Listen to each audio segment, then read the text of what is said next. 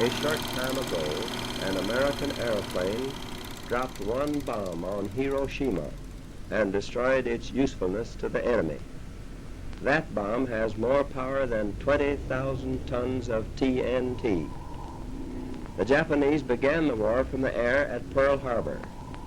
They have been repaid many-fold, and the end is not yet. With this bomb, we have now added a new and revolutionary increase in destruction to supplement the growing power of our armed forces.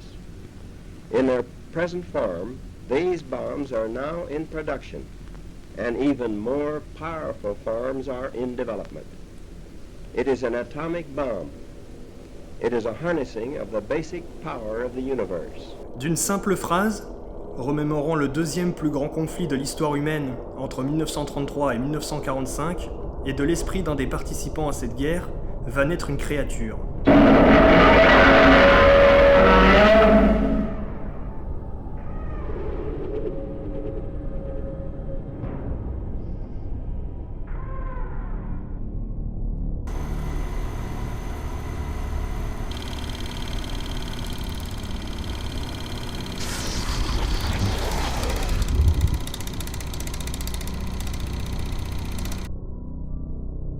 Ichiro Honda était parmi les prisonniers de guerre et ne reviendra au Japon qu'à la fin de cette dernière. En passant par Hiroshima, le traumatisme du bombardement influencera à jamais sa vie ainsi que son travail. Étant cinéaste avant même la guerre, notamment à côté du célèbre Akira Kurosawa, c'est en revenant derrière la caméra que la Toho, société de production, viendra le chercher pour réaliser un film autour d'un monstre géant. À partir d'une variation du film de 1953, Le monstre des temps perdus, film parlant d'office au japonais étant donné que le film met en scène un monstre destructeur réveillé à cause d'un essai nucléaire, le cinéaste va donner naissance à Gojira.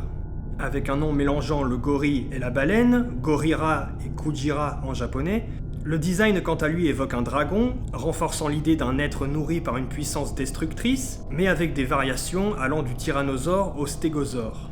Je reste quand même assez admiratif de ce qui a été fait à l'époque, ce qui est quand même assez impressionnant pour le Japon de l'époque, je dirais.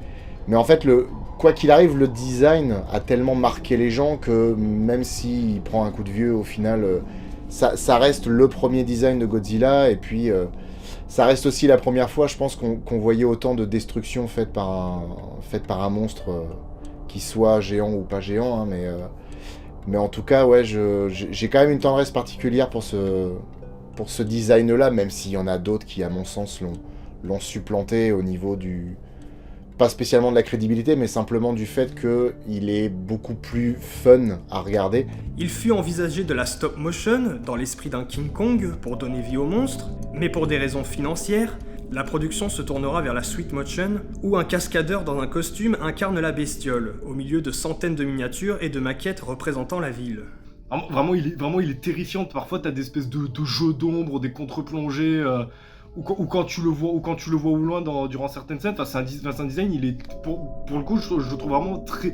Alors que c'est pas mes designs préférés, tu vois, de Godzilla par rapport à tout ce qu'il a eu, mais je trouve que dans le contexte du film, je trouve que c'est un design vraiment parfait. Il a tout, quoi. Il a la prestance, il a le design, il a la réalisation, il a même le costume et la suite motion. Quand tu vois la galère que c'était avec cette espèce de costume avec avec des cages de fer pour le maintenir, du bambou, le machin faisait 70 kilos. L'acteur à l'intérieur, j'ai oublié son nom, vraiment je m'en veux d'avoir eu cet oubli. S'il tenait plus de 40 secondes à l'intérieur du costume, c'était un miracle, sinon il suffoquait, c'était un enfer. Et t'as ça qui arrive, c'est vraiment cette espèce de réussite visuelle et tout. Non, vraiment très beau. Enfin, de toute façon, c'est un design iconique en soi. Godzilla, même si tu le dessines comme un pied, Godzilla, c'est un design vraiment iconique. Le noir et blanc cache le contraste entre le faux et le vrai, les incrustations de Gojira étant des plans composés, et offre une ambiance cauchemardesque où le réalisateur iconise son croque-mitaine incarnant la bombe atomique qui frappe le Japon tel un croque-mitaine brisant les rêves de millions de familles. La texture de sa peau évoque également les radiations infligées aux habitants, tout cela dans l'idée de livrer un film mélangeant à la fois grand spectacle et un propos fort. Ichiro Honda développe l'arc de son monstre de la même manière qu'a eu lieu l'événement traumatique. Gojira arrive par la mer, où ont eu lieu des tests nucléaires sur l'atoll de Bikini, repris au début du film. Son cri sonne comme une alarme immédiatement reconnaissable. Le cri, je pense, est indémodable, même s'il y a eu de nombreuses variantes. Surtout du côté, du côté américain, mais au final pas tellement, parce que même les Japonais, au travers des films, ont fait beaucoup de variantes. Mais le cri reste iconique. Et puis je pense que ce qui est plus iconique encore, c'est la manière dont il a été fait, quoi. Sa posture debout lui confère une majesté quasi divine, ce qui amènera l'Occident à lui céder le nom de Godzilla, symbolisant l'aspect inéluctable de l'événement. Enfin, son souffle atomique incarne les bombardements incendiaires. C'est la représentation majoritairement de la guerre, de la bombe atomique, un sentiment qui est encore très frais pour le Japon à ce moment-là. Moi, j'y vois plus un pamphlet contre l'homme qui en fait simplement qui montre la nature, qui en a ras-le-bol de l'être humain, qui ne cesse de trouver de nouvelles manières de détruire ce qui l'entoure et de détruire Mère Nature. Donc je pense que oui, c'est vraiment l'incarnation de la nature qu'on a un petit peu marre en fait. Il est la propre chimère du réalisateur, qui puise dans ses souvenirs pour donner vie à son monstre. Dans un réalisme quasi documentaire, Honda retranscrit la souffrance de son pays, avec des scènes dans les hôpitaux notamment, ou bien avec la destruction de la ville. Il a les yeux qui regardent les habitants, qui regardent les Tokyoïtes, les Japonais, son ennemi à ce moment-là, c'est l'humanité, comme si t'avais littéralement Dieu qui arrivait, même globalement, les kaiju en général, ils sont plutôt traités comme des divinités, et Godzilla, c'est vraiment cette divinité malveillante, vengeresse, par rapport à la guerre. Avec un budget équivalent à 175 000 $, le film sort en novembre 1954. Le film devient un classique incontournable et Godzilla lancera à lui tout seul le genre du kaiju Eiga. Le film où des créatures titanesques quasi divines sèment le chaos et devenant un emblème pour le Japon, une pièce de leur patrimoine représentant son histoire, le film comme la créature évoluera avec son peuple.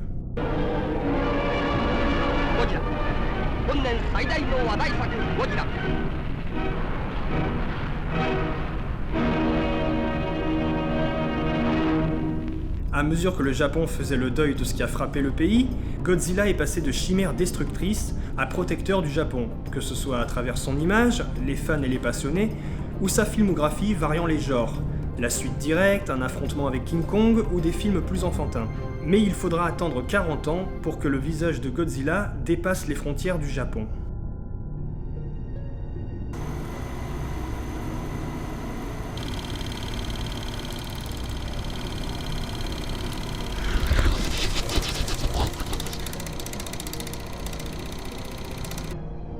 La vision japonaise des monstres et celle occidentale sont radicalement opposées. Comme évoqué, le Japon a un rapport mystique, quasi religieux avec ses créatures. Leurs monstres dans la pop culture, aussi bien film que d'autres médias, incarnent une façon de penser et surtout des réponses de la nature face à l'homme. Là où l'Amérique a plus tendance à considérer leurs monstres comme juste des animaux géants.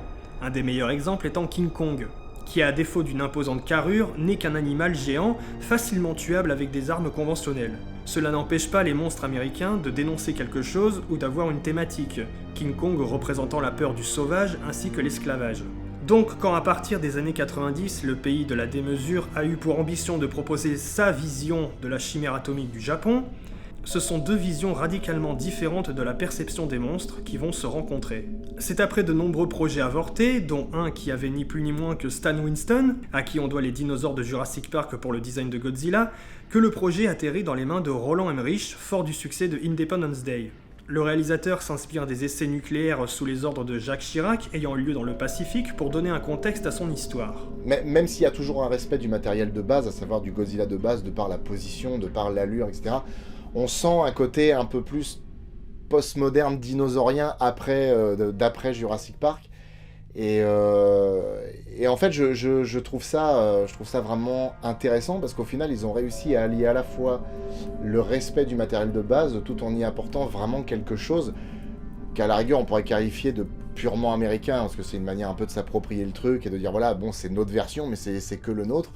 Mais ouais, je regrette vraiment que ce design-là n'ait jamais vu le jour, et je regrette aussi que le film n'ait jamais vu le jour non plus. Enfin, en tout cas, il y a une version d'un film dont j'ai entendu parler, c'est celle où Godzilla est censé affronter un griffon, et je crois qu'il devait protéger l'Atlantide, si je dis pas de bêtises.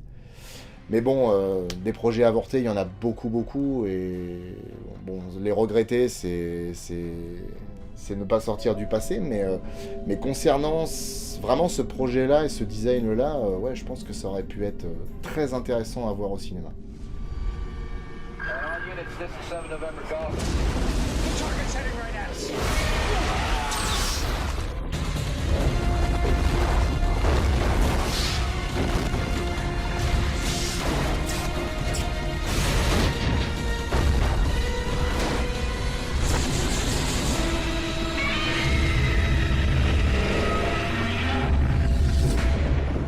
Mais quand le film est livré en 1998, c'est une désillusion pour le public et un affront pour le Japon. Roland Emmerich a totalement voulu réinventer la créature. Il profite des nouvelles technologies apportées par Jurassic Park pour rendre sa créature le plus réaliste possible. Mélangeant animatronique et CGI, il revoit profondément son design, le rendant plus rapide avec une posture en accord avec la vision des dinosaures de l'époque, notamment celle de Jurassic Park. Étant enfant, j'ai adoré le film, évidemment, puisque j'ai grandi avec Jurassic Park, et que je pense sincèrement que d'une manière ou d'une autre, ça a quand même beaucoup influencé le design, même si quoi qu'il arrive, Roland Emmerich a expliqué à Patrick Tatopoulos qu'il voulait avoir un design différent, et que Tatopoulos a proposé quelque chose de bien plus athlétique, de bien plus agile, et que fatalement, il fallait que ça ait une allure beaucoup plus, on va dire, reptilienne que l'allure de Godzilla, qui quelque part ne peut pas vraiment être considéré comme un reptile quand on voit son physique. Mais malgré un film aux caractéristiques de film catastrophe plus que maîtrisé, et bon nombre de points communs avec le film original, la vision du réalisateur a totalement enlevé le côté divin de la créature, le limitant à un simple lézard géant radioactif. Le monstre est défini par le film et les personnages comme un animal géant qui n'a aucune dimension mystique, vaincu par 6 missiles, ce qui poussera la Toho à rebaptiser le monstre Zilla. Si le film il se serait appelé genre le monstre des temps perdus, que ça aurait été un remake du film des temps perdus, je t'aurais dit en soi c'est une bonne créature, même si pareil le côté que c'est juste un espèce de gros lézard avec un menton hyper musclé et quelques écailles dorsales et tout, mais en soi le design ça peut aller, tu vois, même si ça fait gros T-Rex. Le truc c'est quoi, ça fait pas forcément Godzilla en soi, parce que peu importe sur quel angle tu le prends même par rapport à tous les films qu'il y avait, donc tout l'air Showa et tout l'air Heisei, ben ça colle pas trop, tu sais, parce que représentant de la catastrophe nucléaire, un petit peu, même si on perd, pour le coup t'as le côté très américain du film et qu'on retrouvait aussi dans les remontages américains du Godzilla de 54, la King of the Monsters. C'est que pour le coup t'as pas ce côté traumatisme vraiment du nucléaire et que tout ce que ça incarne, vu que ben, les Américains en soi, à part buter la créature de manière complètement sale, elle incarne comme ça. Les Américains ils ont pas énormément de tort en soi, vu que c'est même un sous-marin français. C'est même qu'est-ce que je dis, un sous-marin français, c'est les essais nucléaires français, voilà, je commence à me souvenir du film, qui sont responsables de Godzilla, donc on a créé ce Godzilla. Le message est différent en fait. Il défend pas les mêmes choses, mais ça reste un message qui est... il me semble qu'à l'époque, les essais nucléaires avaient été relancés par Jacques Chirac, et je pense que c'est ce qui l'a motivé aussi, c'est ce qui a motivé en fait les scénaristes à rajouter sûrement une équipe de Français, de la DGSE, parce qu'ils faisaient justement écho à ça.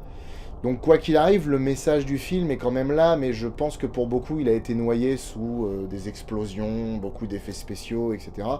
Mais ça n'empêche que ça reste pour moi un grand film de l'ère 90 où on mêlait à la fois de l'effet physique, de l'effet numérique, et qui, quoi qu'il arrive, en fait, est toujours dans nos mémoires de cinéphiles. Mais la créature possède ses atouts à part entière, respectant partiellement la thématique du film original, la créature étant une réponse de la nature pour la destruction que cause l'homme, avec le nucléaire. Présentée comme une femelle voulant simplement migrer, le spectateur prend pitié de la créature innocente lors de sa mort, le connectant aux monstres de la Universal tels que Frankenstein ou King Kong, présentés comme des êtres perdus et au final bien moins monstrueux que les humains eux-mêmes.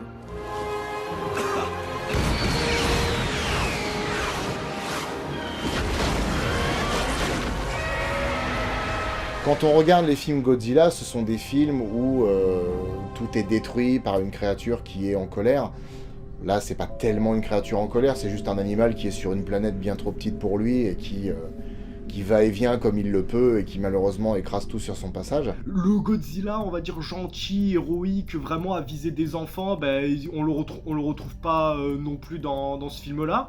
Le Godzilla beaucoup plus anti-héros méchant de l'ère Heisei, pareil, on le retrouve pas. C'est vraiment en soi, le Godzilla d'Emmerich, c'est une maman.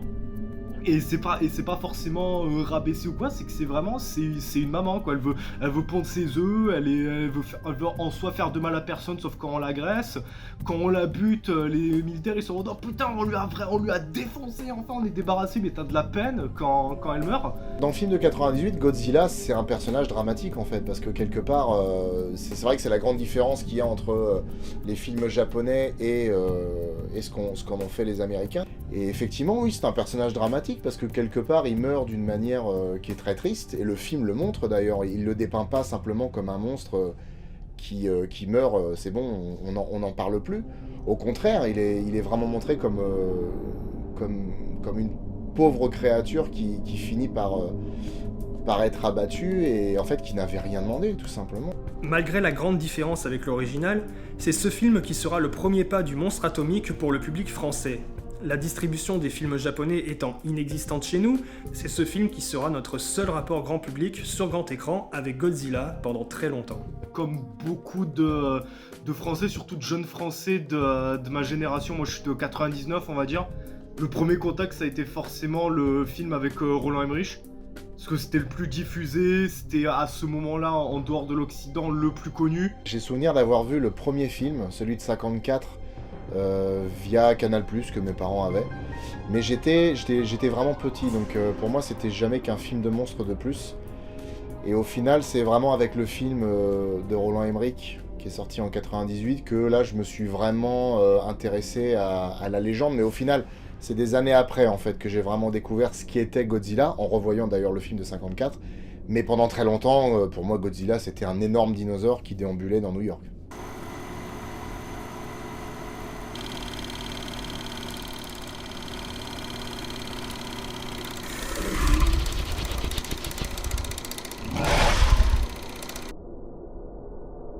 Après cette vision divisante, Godzilla continue d'évoluer avec son pays jusqu'à entrer en hibernation à partir de 2004. Il faudra attendre 12 ans pour que le Titan revienne sur grand écran, mais surtout qu'il soit à nouveau une évocation d'un traumatisme passé. Fukushima, un nouvel événement traumatisant qui évoque immédiatement le passé du pays. Et c'est ce qui va pousser le réalisateur Hideaki Anno à vouloir revenir aux origines du monstre, faire peur avec Godzilla.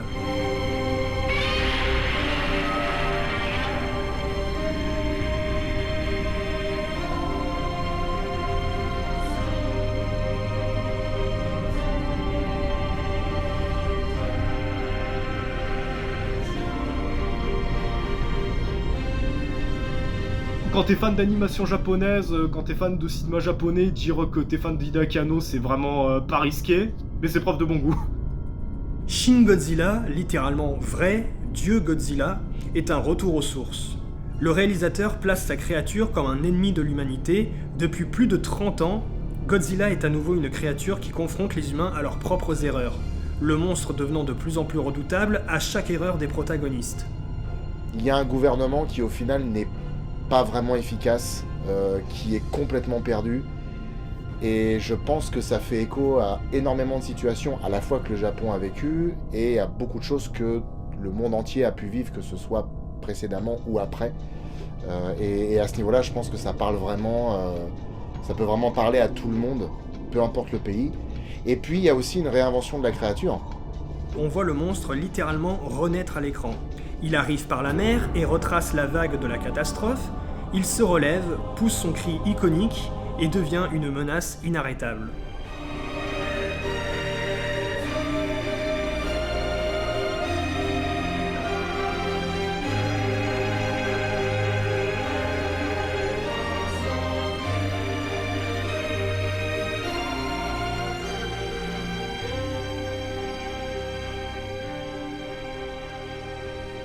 Dans une volonté de se rapprocher de la vision d'Ichiro Honda, Anno puise dans les images d'archives et ses souvenirs pour associer la catastrophe à Godzilla.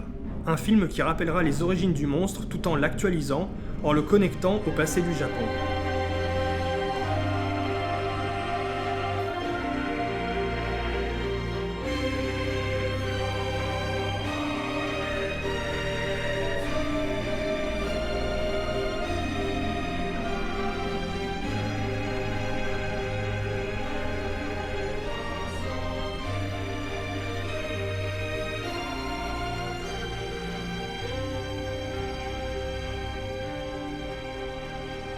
Cette créature qui passe par différentes phases d'évolution, qui se font vraiment de manière progressive.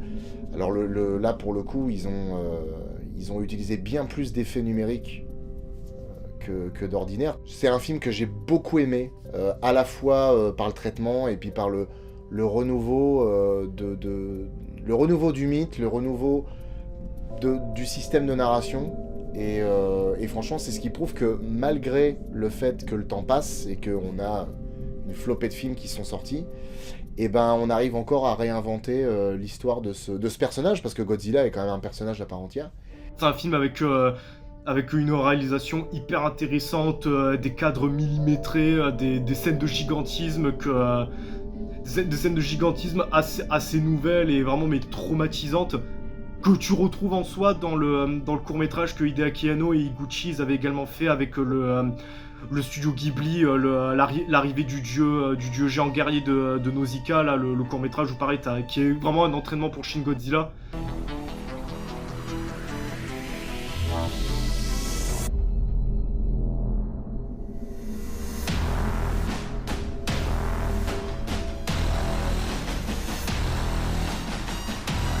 Pareil, des images d'apocalypse assez similaires, on va jouer sur les grands angles pour que le géant soit vraiment géant et que les distances soient vraiment très loin, et du coup ça te donne des images vraiment assez magnifiques, parfois des angles impossibles. À l'international, notamment en France, l'image de Godzilla sera enfin accessible à tous. Shin Godzilla, pour moi, c'est une bonne porte d'entrée pour le Godzilla tel qu'il était conçu à l'origine, tu vois, le Godzilla vraiment terrifiant ou quoi. Après si t'es ouvert, parce que je fais découvrir aussi, tu sais, les Godzilla à des amis ou quoi, pas forcé, tu sais, parce que ça les intéresse, et comme ils savent que je suis un peu l'expert dans ce domaine-là, ils me demandent, tu sais. Et on commence un peu à aborder, tu sais, les Godzilla vraiment en costume, ou soit le film de 54, soit les films où ça se bastonne, tu sais. Alors forcément, je fais des sélections, parce qu'il y a des films dont on se passerait bien, notamment dans l'ère Showa, où il y a eu pas mal de ratés. On pense à toi, Minira, je te déteste.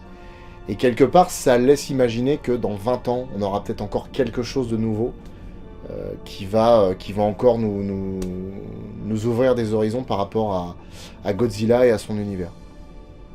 Dans le futur, tu sais, dans 10 ans, dans 20 ans, dans 30 ans ou quoi, je pense vraiment que si tout se passe bien, tu sais, parce que même Shin Godzilla et Minus One, avoir 2 films de cette qualité-là, presque d'affilée, si tu comptes pas les films Netflix, pour moi c'est un petit miracle, tu vois. Je pense que Godzilla, il représentera encore autre chose, qu'elle sera encore des autres points de passage, en espérant qu'il n'arrive pas d'autres merdes au Japon, tu vois, je leur souhaite absolument pas ça, tu vois. Tandis que l'Amérique continue d'exploiter une image futile et commerciale du monstre avec son Monsterverse, des films comme Godzilla Minus One au Japon, Retour aux sources finales, où le film place son monstre dans un Japon de l'après-guerre, avec une nouvelle fois un Godzilla plus terrifiant que jamais, montrent que Godzilla est et restera toujours un pur élément du Japon, nourrissant l'imagination de différents cinéastes des 4 coins du monde, créant à leur tour leur propre monstre. Peu importe comment on le présente, peu importe l'âge qu'il a, peu importe le film qu'on a aimé, Godzilla est et restera pour toujours le roi des monstres, le seul et l'unique.